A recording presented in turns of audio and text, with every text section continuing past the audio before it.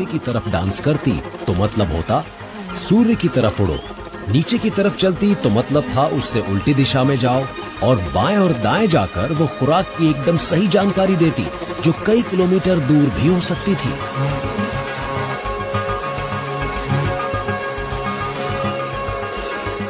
मधुमक्खी के डांस की जो अवधि होती है वो उसके साथियों को बताती है कि किस खुराक तक पहुंचने में कितना समय लगेगा।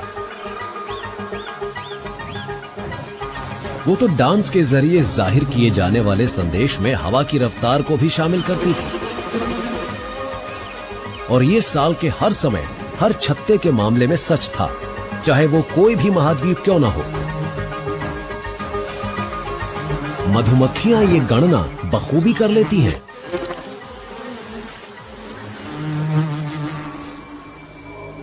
मैंने इसे पहली कॉन्टैक्ट स्टोरी क्यों कहा?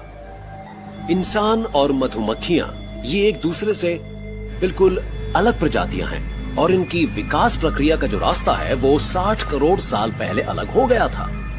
फिर भी जहां तक हम जानते हैं इस ग्रह पर सिर्फ ये दो प्रजातियां ही एक ऐसी सांकेतिक भाषा को रचने में कामयाब हो पाई जिसकी बुनियाद में है मैथमेटिक्स और साइंस। लाखों साल से मधुमक्खियों के साथ रहने के बावजूद हमने इनकी पेचीदा बातचीत के बारे में कभी नहीं सोचा। वॉन फ्रीश के बाद वाले दशकों में हमें मिली मधुमक्खियों से जुड़ी जानकारियों ने इंसानों को शर्मसार कर दिया है और पृथ्वी पर इंटेलिजेंट लाइफ के बारे में हमारे आइडिया को हमेशा के लिए बदल कर रख दिया है।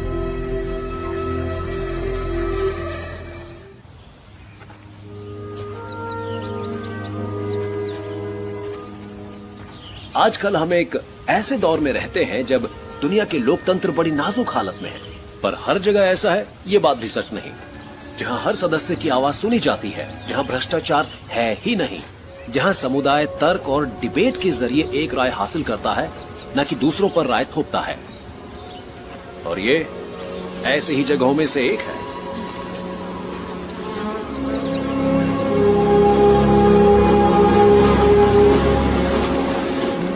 मधुमक्खियों के छत्ते में राजतंत्र नहीं चलता जैसा कि आमतौर पर माना जाता है। क्वीन बाकी मधुमक्खियों पर एक छत्र शासन नहीं करती, उसकी भूमिका तो सिर्फ बच्चे पैदा करने की है।